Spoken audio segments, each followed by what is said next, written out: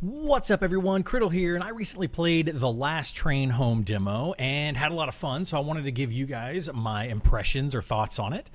So for those that don't know, the Last Train Home is a game that takes place post-World War I during the Russian Civil War, and you are playing as a group of Czechoslovakian legionnaires trying to get home. And the goal is you're going to be on this train trying to head home, but you have to go through this, Civil War torn area in Russia. You're going to have to go through Siberia where it's very cold and deal with all that kind of stuff. So this game is a real-time strategy game, but it's also a resource gathering and resource management game, I guess, at the same time.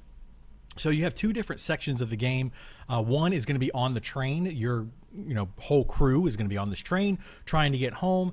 And on the train you have the main engine, the locomotive. Then you have the like a cargo area. You have different cars that you can have for sleeping, things like that. You have a medical area, and then you have a munitions area, things like that. So on the train, you're going through and you are able to actually modify your train, including changing where the cars are located. So obviously the engine has to go first, but after that you can put the rest of the cars in any order that you want.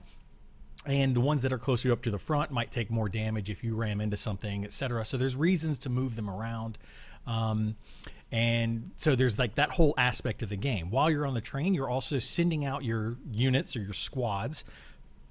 So you have units that are made up of up to, I think, 10 maybe units in a squad, and you can make multiple squads, and these are going to consist of all your different types of soldiers. You have machine gunners, you have riflemen, scouts, doctors, things like that.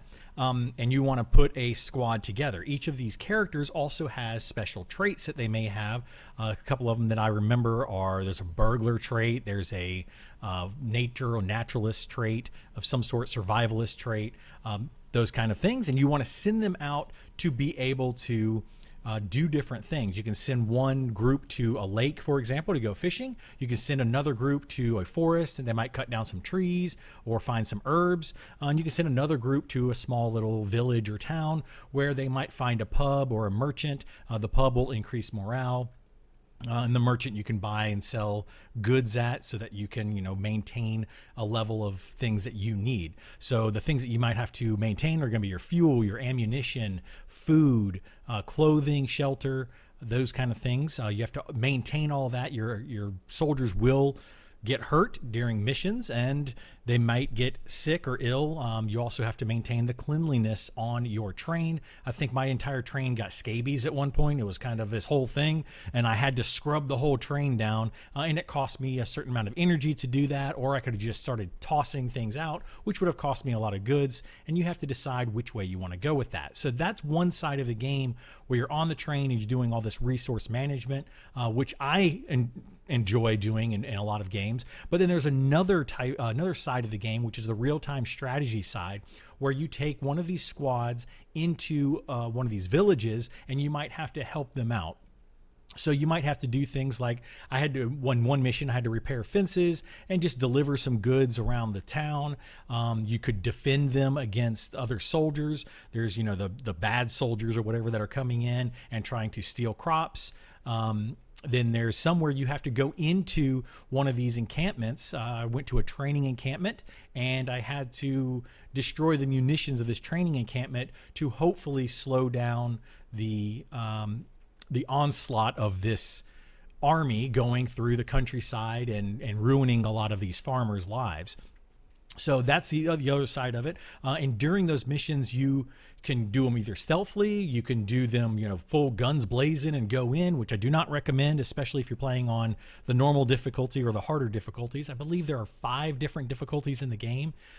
So if you don't really want to deal with that resource management stuff, you can put it on a super easy difficulty, and you don't really have to worry about things. You can just see the story. But I do recommend putting it on one of the harder difficulties, not the hardest necessarily, but a normal difficulty or maybe one under that, because that resource management is part of the game. It's part of the feeling that these soldiers are getting as they are trying to travel home, where they're running out of food, they're running out of warmth, I guess. You have to deal with all of that. They're running out of ammunition, fuel, and they have to go out and gather these things. So you can have the train continue to move as your soldiers go out and then they come back home, or you can have your train completely stop if you want to and send your soldiers out and back and all that.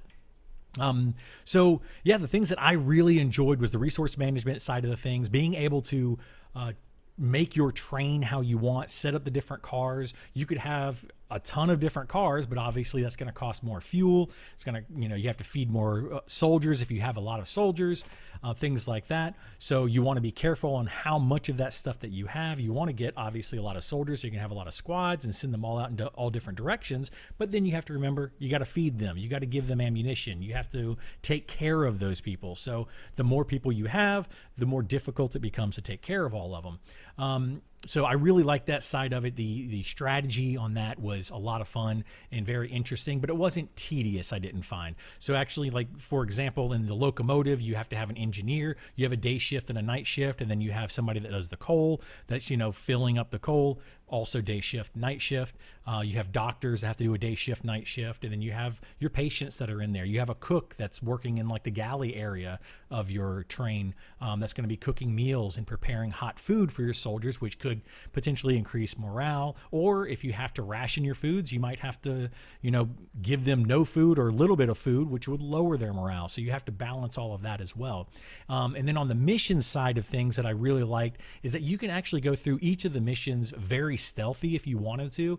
I did find this a little bit difficult until I got a little bit later in the game and learned a little bit more of how to do that.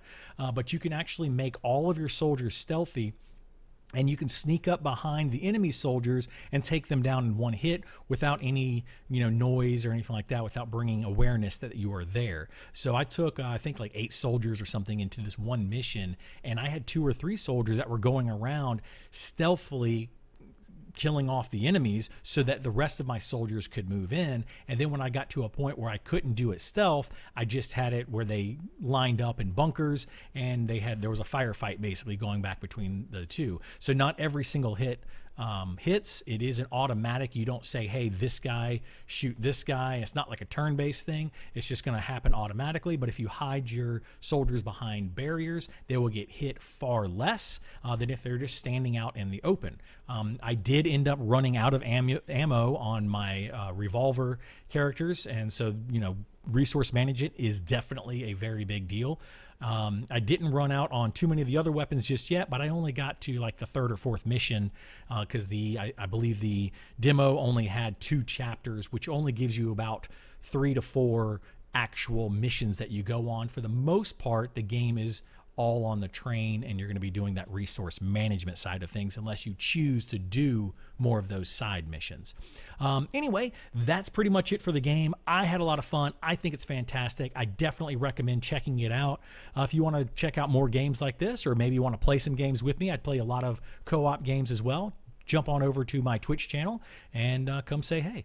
Anyway, that's it for me, and I'll see you next time. Bye.